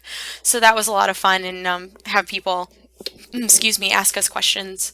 So that was new and that was fun. But yeah, it's a lot of work. And after a convention, it's just like, all right, now I need to shut down and not talk to anyone. Have you So ever been down to ReaperCon? I have not. That's actually like on my bucket list. I I want think to. that would be awesome for you. I think so. It is like 12 hours even from here driving Okay. to, is that Houston? Are they out in Houston or Denton? They're in Denton. They're right next to Dallas. Yeah. Okay, so yeah, but it's still on a plane. It's still 2 hours. I have not been yet. That's actually one of my goals in life is to go to ReaperCon and to paint some figures for Reaper because Reaper was the first. They were the first miniatures I ever painted were Reaper miniatures. So I still Oh, I I, what I I'm sure you could paint miniatures for Reaper. I want to. I just I haven't worked up the courage to ask. It's gonna usurp some work from our friendly Canadian painter there. Steal some work from Rhonda. Oh yeah. Hey, well she's in Knoxville. She's pretty close. She's only like an hour drive from me. So or no, 2 hours. It's 2 hours. Yeah, but Canada is like Hotel California. You can check out anytime you like, but you can never leave. So she's Canadian no matter what she says or does or where she lives. Oh man. That must mean I'm an honorary Hoosier because I'm from Indiana. Ugh. Well, I don't know if it works the same for Indiana. I just know Canada's like that. You can take the Canadian out of Canada, but you can't take the Canadian out of the Canadian? Canadian? Canada out of the Canadian? What? You know where I was going with that. It's The all good. Canada out of the Canadian. There we go. Yeah, or something like that. I only sounded mildly retarded in that exchange. It's all good. It's been a long day, folks. It's been a long day. Antoine's just sitting here grinning at me. Yeah. Well, that's because both of us have our videos on, so we can make faces at you, but we can't see what you're doing, Paul. That's right, so I can pick my nose freely. I can too. Well, I was going to say, technically, we can all pick our noses. Yeah, but that'd be nasty, because I'd have to watch. I think it's better that way, no? I'm not that type of voyeur, sorry. Oh my goodness. Oh, we're making Liz cry. Hopefully tears of joy. Yes, it feels good to laugh. It feels really good to laugh. It's been so stressful. Yeah, well, your wedding's coming up, right? Oh, That's always stressful for It's every woman I've ever met ever. yeah, it's like 25 days from now, if that. So. And then I'll tell you, you'll have it, and it'll go by so fast, you won't even know what happened. You'll literally, like, the day starts, the day of, you'll be fine. Mm-hmm. All the stress will go away. The minute you start putting on that dress, your stress will go away. That's the biggest experience for the 3 women I know who have gotten married recently. They all said the same thing. Start putting on the dress, there's nothing left to worry about, because it's like, you're there, and there's no turning back, so there's no point in worrying. No, the only thing I have to worry about is like crying all of my makeup off. I told the person doing my hair and my makeup, I was like, you have to make sure it's waterproof. I'm gonna have raccoon eyes. So You'll be fine. maybe. You might be surprised. Jonathan may end up tearing up more than you. I think he's gonna. I think we're both just gonna be bawling, like sobbing. Well, that's when you know it's good, right? Exactly. When you're both emotional about it and happy, it's a good sign. We found someone to play games with for the rest of our lives. Thank goodness. Someone else to play board games with. I think my wife was like, I'll never have to fix my computer again. It was actually my best man's speech about how she was marrying tech support for life. So far it's been true, yeah. Okay, so we've sidetracked a little bit. Let's bring that on. Oh my. That's okay. Those models weren't done anyway. Ouch. It's okay. They're privateer press plastic. They can't get much uglier. Oh, speaking of privateer press, you got a gift box today, didn't you? I did. I I got a whole set. I think it's a whole set of Privateer paints, and the guys at Privateer hooked me up. I talked to him at Gen Con, so I'm extremely happy and grateful. Ron provided me with paints. I actually should probably thank Badger Airbrush as well because they provided me with all their airbrush paints recently, and I got a new Patriot airbrush. So, Oh, which Patriot? The 105? I believe so. I don't. It's somewhere in my room. I set it on my desk or something. I have that in the Sotar. So. Yeah, I remember the Sotar. I remember giving you some instruction on the Sotar when you were not in the best condition to accept that instruction. Slightly intoxicated. Oh, I wasn't going to say it. That's fine. I mean, it wasn't all that slightly either, as I recall. It only takes one drink. I'm a lightweight. So, cheap date. That's what Jonathan likes to say. So you got the Minotaur paints, I guess, from Ken? Yes, I did. I believe I got the whole set, and then I got... Should be about 80 jars, yeah. Yeah, it was a lot. And then I got more primer than I think I will ever use in my life. They sent me, the huge bottles of primer, so... You go through it pretty quick. Yeah, that's true. I've got the one size down from that, and I've almost finished a whole black. Well, it's been about a year. And I don't paint as many models as you do, so... That's true. No, I'm super grateful for all the priming, the primer, because here in Georgia, the humidity is terrible, and the only thing I found is either a brush on or an airbrush paint or primer is the only thing that. Yeah, the spray cans outside in an uncontrolled environment, just a mess with the humidity. It's terrible. Miniatures will stay sticky for months, so. That's pretty horrid. It's terrible. It's September and it's 60-something% humidity here right now. Jeez. Yeah, so.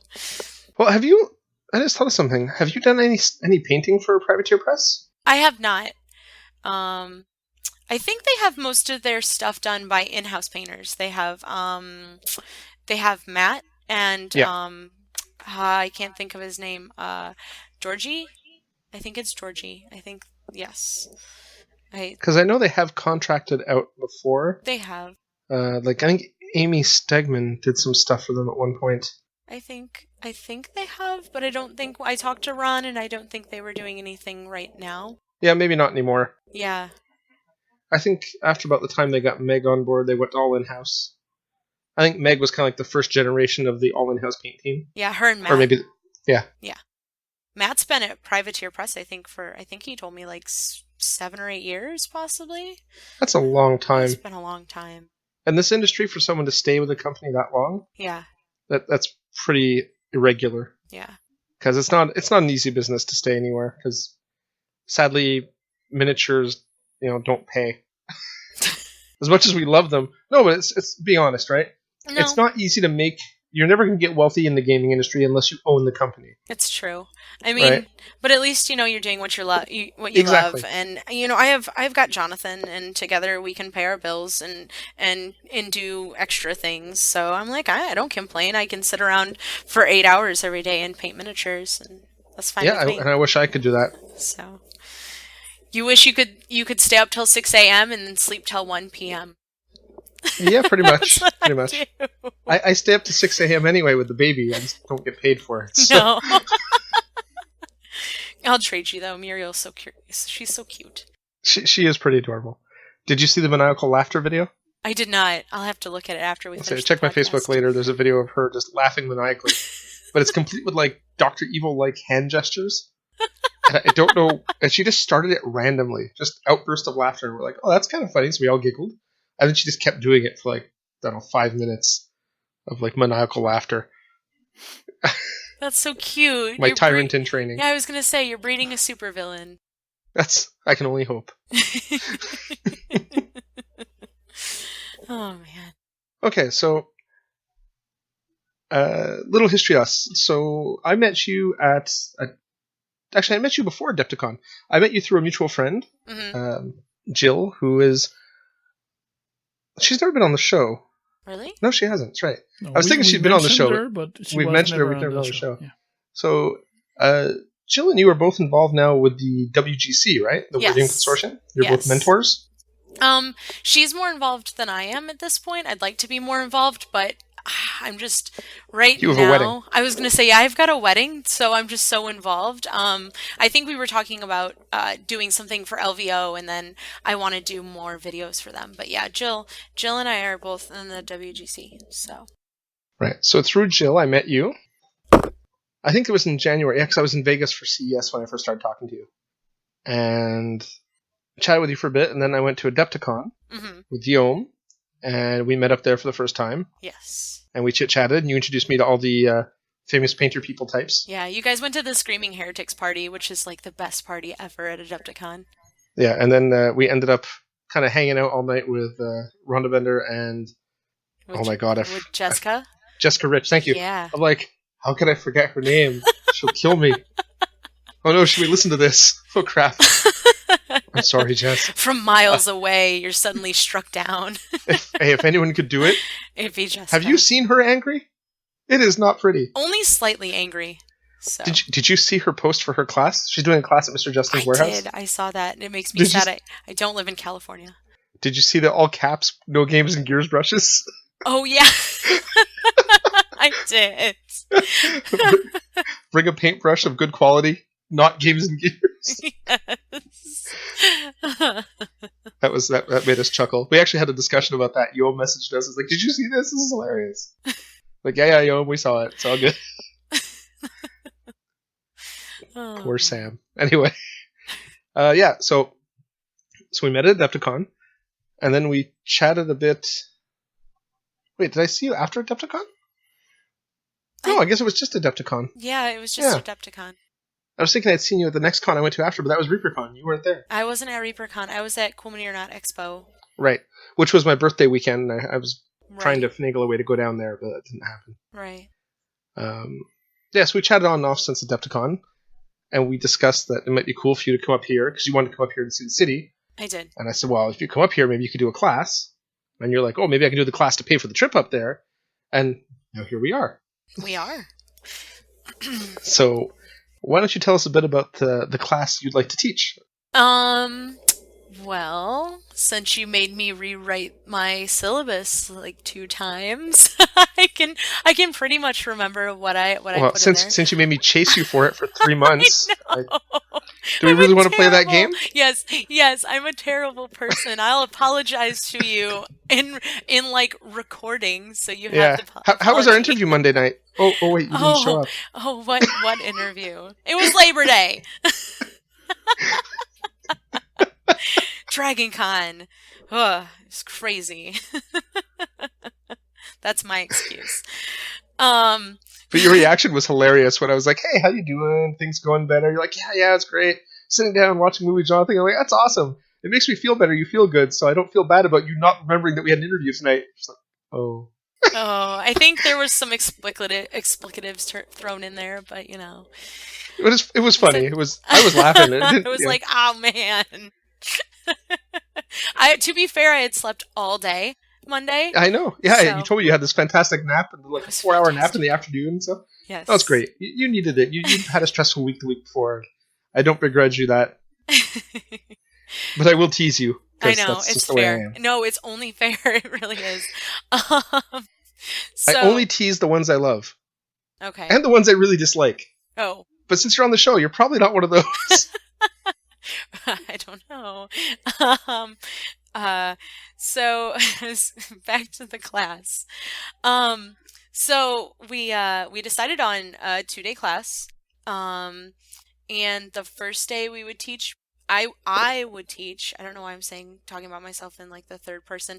The royal we. Yes, exactly. That I would teach classes. The first class would be just basic painting. We would paint the class and I, because I'm sorry, I'm too in my head. You'll can you edit this part, Paul? Maybe. No. You're an evil person. But I'm entertaining. Yeah, I know. Anyway, All right. So where was I with the classes? Oh, So it's a 2-day class. it's a 2-day class, yes. The first day, I'd like to teach just painting basics. So I'd have the class, I'd work with the class, and we would learn all about just basic techniques for covering the whole miniature. So we work on like flesh, clothing, non-metallic metal. And how I like to teach my classes is I actually like people to paint. I like to instruct, and then I like people to paint. And I enjoy coming around and helping everyone out. So like I very much enjoy just one-on-one helping people work through the process and make sure everyone's on the same page. So that would be the first day. And then So, quick question. yes, Slide it in. yes, no, it's fine. So we're going to be covering the basics, but I think you also mentioned there was a little bit more, some more advanced techniques, and there was some blending you were going to be teaching, or some layering to. Yes, yeah. I'm sorry. I always talk, and I think that my painting basics is covering layering, like you said. Imagine you're speaking to a plebe. I know. I'm a painting noob. Start me from the beginning. What are the steps? Okay, so it will cover the way I paint. I paint in a layering process. So we'll go over how I achieve my blending through layering and achieve smooth transitions. And also we'll go over pushing your highlights, pushing your shadows, basically all the things that can, up your game if you're, in a beginning level, intermediate painter, the things that you need to just kind of just push yourself and make your models look better. So that's I think is that a pretty decent explanation? Does that make sense? It makes sense. Uh, You tell me, it's your class, Liz. But if you think you've said everything you need to say, then that's fine. I think so. It's All so right. much. It's so much easier to just sit down and show someone because that is the way I do things. Like like I said, I'm very hands-on. I'm just like. Well, the thing is also, I'm sorry to cut you off. No, it's I fine. think you have a lot of innate artistic talent, so Well, thank you. it just comes naturally to you. So writing out as a process Mhm. is less natural than just showing, because Yes. you just understand, right? So it's easier for you to Right. convey by showing than by trying to describe. Right. Exactly. And I think that's kind of how Jessica Rich is like that too. She has a lot of like innate artistic talent. So I think when she tries to describe, it's easy to get lost because you're not the same thought process, right? Right. So then she shows you, and you're like, oh. And if you've taken any of her classes before, she's very describe on a board, then show you on a model, then walk around and show everyone what she did. So I think it's cut from a similar cloth. Probably. And you describing that to me makes sense because that's how I learn. So I take classes and I can't necessarily I don't enjoy watching video tutorials. I would much rather go and see someone work and someone paint, and that's how things click for me. So, Cool. yep. Okay. So day 2. So day 2, I've painted a lot of chibi miniatures, so I enjoy painting chibi miniatures, and I've gotten, I'd say, pretty good at it. So with chibi miniatures, basically, you take what you have with the chibi with regular painting, and you apply that to chibi, but it's different because a chibi has larger areas that you have to paint. You have different color choices. So basically, we'll go through, and with the same technique that I use with the layering technique, we'll go through and we'll learn each step, the faces.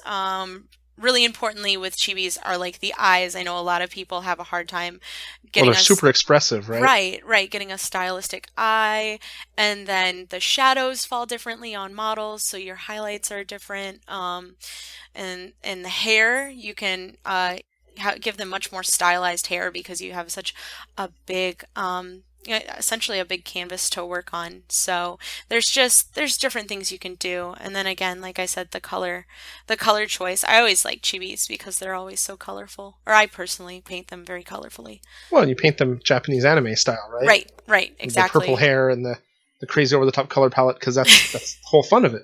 Right. I actually kind of I've painted so many chibis that I have an issue when I paint other things sometimes. For instance, my privateer press model, it was so bright and colorful, but at the same time, they're like, this looks very cell shaded. It's not really the style of privateer press. And I was like, no, that's fair. That's fair. With their master class competition at Gen Con, I was like, I guess it was Was that the Druid Gone Wilder? Yes. Okay. Actually, and I don't have that one anymore. I gave it to Felicia Day. So, wow. Did you give it to her at Dragon Con this weekend? I did. I got to meet her at Comic-Con, and then I guess it feels like I'm stalking her because then she's at Dragon Con, and her art director was at Gen Con, but she wasn't at Gen Con, so. But she lost her phone coming back from Dragon Con. Did she really? Yeah, it got stolen in the airport, so she lost all her photos and stuff. She was tweeting about it and all bummed out. Oh no. Well, I gave her a miniature, so she said she was going to use it for D&D. I was like, it's on a really big plinth to play with D&D. Why don't I just send you another one? So, but she gave me 2 hugs. It was great. Wow. Yeah. I've been watching Felicia Day since she was like in the guild, so. I kind of stopped watching her after the guild. Dr. Horrible. Oh yeah, I saw Dr. Horrible. I didn't quite get that movie. What? Yeah, I know. I tried really hard to like it. I'm done with this podcast. No. Well, you're done with Paul. I loved it. See? See, Christy, my wife, loves it too, and she's like, it's Nathan Fillion, and it's amazing, and Captain Hammer is. The hammer is his dick, and it's awesome. But they say it. They come out and they say it. Yeah, I don't know. It just didn't do it for me. I was gonna say Nathan Fillion is so hot, even in real life. He is so attractive. He is a handsome man. He is a very attractive man. Yes. I'd switch teams with for the that last man. name. Well, and the last name. I mean, how do you go wrong? Yes, exactly. I didn't even think of that. Someday I'll look up to see if we're actually related. We could be. Really a lot of my family's in the States. Is he? I was gonna say, is he Canadian? No, but he's Canadian background. Oh, okay. I'm sure with a name like Fillion, he's got to be Canadian background at some point. Huh. I'll have to stalk him a bit more and find out. All right. So I guess we covered both days.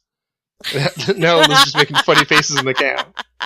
Well, there was an awkward silence, so I make you guys laugh. Well, I edit those awkward silences out so the audience doesn't actually know there's an awkward silence.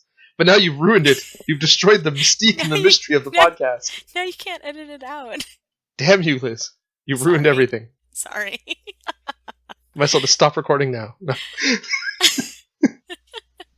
One thing, it's a 2-day class, but is it a 2-day class or 2 1-day classes? Yeah, that's a good question. It's 2 1-day classes.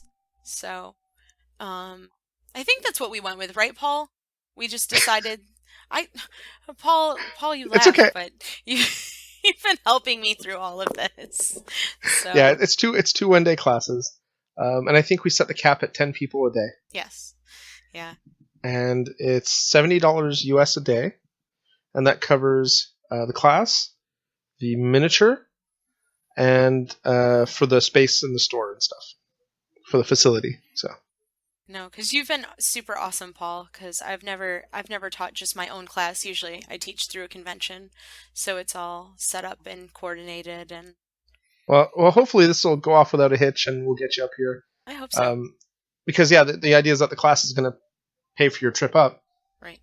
And cover your expenses and give you a little extra. So for the time you're losing, well, not losing, but the time you're spending here, you're not going to lose your house, because you're still making a little bit of money to take home with you. Yeah, no.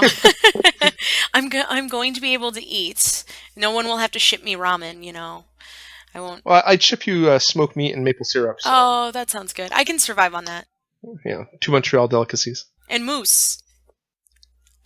Well, we have moose. I can get you moose. Yeah, I can get moose. I still have your maple syrup can with your name on it. See? I'm just waiting for you to get here. Can I bring that back through customs, though? That's the thing. Absolutely, Yeah? no problem. It's canned food. That's fine. Okay. Yeah, exactly. It's sealed. Canned maple And it's syrup. not a vegetable, nor is it meat, so you're fine. See, we worked out everything, all the details. Exactly. Okay, Antoine, do you have any thoughts on the class or anything you want to point out? Not really. I wanted to point out the 2 one-day classes thing, because that's important. If people are only available on one of the days, that's fine. Or if they're not interested in the chibi genre, they might want to come only for the first day. Or, like me, if they are really interested in the chibi genre, well, they can come on the Sunday instead. Yeah, exactly. And I will, of course, be there both days. So come and you get to meet 2 celebrities. Not just Elizabeth Beckley, world famous painter. You get to meet Paul. Oh, I thought you were going to say Antoine. Locally famous something, I guess. That's not Thank fair. you. Yeah, you're welcome. He left you out. Did you hear that? He just... As he usually do. I know. I was listening. Well, Antoine's like a bonus feature on Sunday. on Sunday. No, that's not 2 for 1. That's 3 for 1. You get the man behind the sexy French accent. It's so funny. I'm such a fifth wheel this show because it's like Antoine knows all the gaming stuff. I'm just like, yeah, I like games. I'm good game. I play. I paint. It's so funny. Antoine knows every game, every rule set, every detail to everything. I can't remember rules for a game I read 10 minutes ago. And then in painting, Antoine's a super painter compared to me. Yom is a much better painter compared to me. The only thing I've got going for me is that I can paint a miniature in an hour. Whereas they kind of look at it and go, yeah, I couldn't do that in an hour. That would take me 4 hours to do. It would look better, but it would take me 4 hours. So I only claim to fame is that I'm kind of fast. And you're English. Oh, and I'm English, yeah. There you go. You're a doorway to the English word. Yeah, that's right. They just bring me along for my mother tongue. That's right. So they can understand you. No, so I can translate for them when Antoine occasionally throws in a French word. Because it happens sometimes. He'll be talking and he'll throw a French term in. I'll be like, so you mean this, right? He's like, yeah. I'm like, okay. Just clarifying for the English listeners. I was going to say, I don't think I've listened to a couple of the podcasts, and I don't think that's happened on the couple of the podcasts that I've listened to. So what was there's a word you always used to use. These. These. No, it was those. Those instead of I these? was saying do's. Do's. No, but there's also malice. I've heard that on that's an English American. podcast, though. Yeah, malice is. It means now forgive me if I sound stupid, but malcontent, or not malcontent, but hate, right? Malice is. Oh, that's MALICE. Oh. He's MALUS. Which MALUS, yeah. Which is a penalty or a negative modifier. Oh. But in English, we don't normally say it. Now, it may be a proper English term, but most English people have never heard this word. So I had to... So I speak better English then? More proper, yeah. That doesn't surprise me. But Antoine, you should be used to that. How many people, and this is completely off topic, but how many people at English schools learn French and then come out and realize they can't actually talk French because the French they learn in schools is not the French that anyone uses, right? Because it's all textbook French. Yeah, sounds about right. That's international French. International French. Yeah, it's not talked here, but you can hear it from any other people who learn French in school instead. Right, but if you try to use that French here, French people look at you funny. I didn't. Yeah, but they'll understand you at least. Which is not true if you go in France and we talk there. Most of the time, they don't understand us. Yeah. The dialect is too different. Yeah, and the accent and the inflection. But now we've completely gone off topic. Oh yeah. As we usually do. Yeah, we've talked a little bit about our culture. So is this a regular podcast for you guys, or is this just Yep. Am I Special? This is a regular podcast? Regular podcast. Well, so, you're still special. It Yeah. doesn't change anything to that. I don't So- know.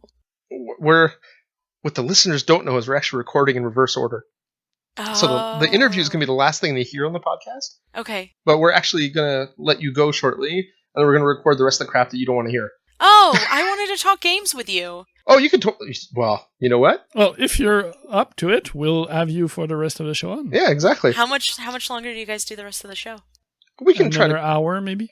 or we can try to do it. We can try to make it quicker. I was gonna say I totally wanted to talk like gaming with you because I can kind of do that a little bit. Okay. Well, we can. If you, it's okay. I don't want to throw you guys off. No. So now I'm wondering: do we do the episode in reverse? Do we go right into what we're going to record for the rest of the show? Do we do a Well, little we break? could have her in the hobby section, and after that, she can opt out for the news and events, Well, which is less interesting anyway. there's only 2 events anyway that we're talking about, right? One is Yeah. her, and one is you. Antoine's also going to be teaching a class. What? What class are you going to be teaching? It's about the same thing as you do, intermediate painting and advanced painting. Oh, that's awesome. So you should have introduced me, and then I introduce you. Oh, no. We'll mention it with the dates, but that's about it. I won't go into detail or anything. It's the first time I will be giving classes, so less I say about it, the better it is. The local legend. The less people will show up, right? Yep. Oh, That's okay. That's I'm going to have to terrible. talk about my class soon, too, because I still have to... I was going to say stupid. It's not really stupid. I have to do an intro to airbrushing class. that's not stupid. Yeah, so long as no one No. expects me to be Aaron Lovejoy, it's all good. Yeah. See. That's actually something that I was gonna say. I first started airbrushing, and I had a bunch of questions on basically just how the airbrush worked. As you know, when I first met you, I was asking you airbrush questions, so Yep. it works. Well, I do that for a lot of people. Mm-hmm. So Because I go extreme on everything I like. So just like I have a room full of miniatures, I have a room full of airbrushes, too. So... I just pictured you opening the door and like compressors just fall out. Oh, don't mind these guys. It's almost It's that the bad. truth. I've got 3 compressors and like 7 or 8 airbrushes. Oh man. I mean, I'm no Les Bursley, but I have a fair collection. Wow. Well, it's because I used to reviewing for computer stuff, and I always feel it's important to have a good baseline of product to compare to. Right, that's fair. So if you're trying out something and it's the only one you've ever tried, how do you give a fair review? Right. That's true. Right? If I have nothing to compare it to, oh, this airbrush is awesome. It could really be crap, but I think it's awesome because I have no point of comparison. That's fair. So I figure if I'm going to give people advice, I at least have to have some sort of basis to base it on. But anyway, we're way off topic again. So why don't I think we've covered the show. We've covered everything we wanted to cover for that. The class, I mean. So why don't we take a quick break, and then we'll come back, and either it'll be the end of the show, or it'll be the beginning of the show. Who knows? Be right back, geeks.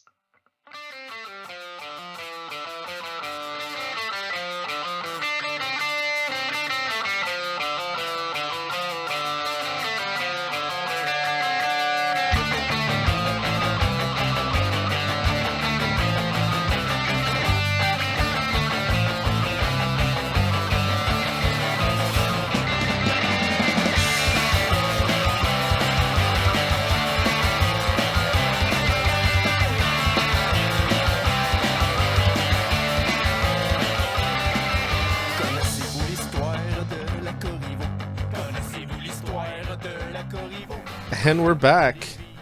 Well, folks, that's it. It's been another exciting episode of Geeks of the North. Sorry for all the confusion, the mess, and the time shifting. Life gets in the way. So, 8 weeks later, here's your next episode. Antoine, do we have any shout-outs before we close this up? I think we should congratulate Liz on her wedding. That's right. Liz and Jonathan. Congratulations, you two. Hope you have many happy years together. And judging by the Facebook feed that I get, I'm guessing you will. And definitely looking forward to seeing Liz up here in January for her class. It'll be a lot of fun. And hopefully, if we're lucky, maybe Jonathan can come up with her. Aside from that, I guess that's it. Do we maybe want to call some attention? I know you were talking recently with me about doing some organized events for a certain game. Do you want to maybe talk about that a little bit? Oh, as long as I could. With all we've mentioned Guild Ball a bit, I think, during the gaming part, and I'm not even sure if it's in. Wow, what was it? I don't know. It was a long time ago. But anyway, I'll have to say shout out to Antoine, because he's going to be running some demo Guild Ball events, so keep an eye on our Facebook feed for that. And then you can try out what is turning out to be a great game. Yeah, and I did register for their Pundit program, which is their organized play program, and I should be in the next couple of days, just waiting for the final confirmation now that their forum is back online, because they needed our forum handle to finalize the registration. Right. So I'll be running events at Gamers Vault mostly, but maybe at Labis too, depending on availabilities and if players want to try it there also. Awesome. So I guess this means that maybe we'll have to have, aside from an official Tor Gaming Relics plug every episode, we'll have to have a Guild Ball plug? Probably. All right then. Well, I'm sure we can make time for that. Oh yeah, I'm sure. And on that note, I guess we'll wrap this up. So, bye everyone. Bye, geeks.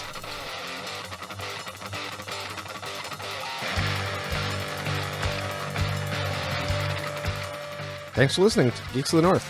If you want to contact us, you can email us at geeksofthenorth@gmail.com. Read our blog at geeksofthenorth.com. Like us on Facebook at facebook.com/geeksofthenorth, or follow us on Twitter at Geeks of the North. You can follow me, Paul, on Twitter at PRFilio, and Antoine at Eltonio Berg. See you in 2 weeks, geeks.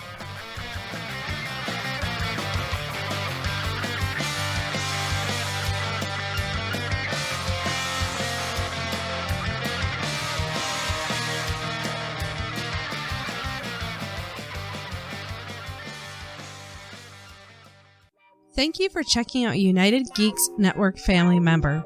If you enjoyed it and are looking for other online media with a geek culture slant, head over to unitedgeeksnetwork.com, where you will find Zero Budget Geek, a YouTube channel covering board games, video games, and other geek stuff. You'll find Let's Play and how to play videos of different board games and video games, as well as reviews. The United Geeks Network. You can broadcast your geekiness at unitedgeeksnetwork.com.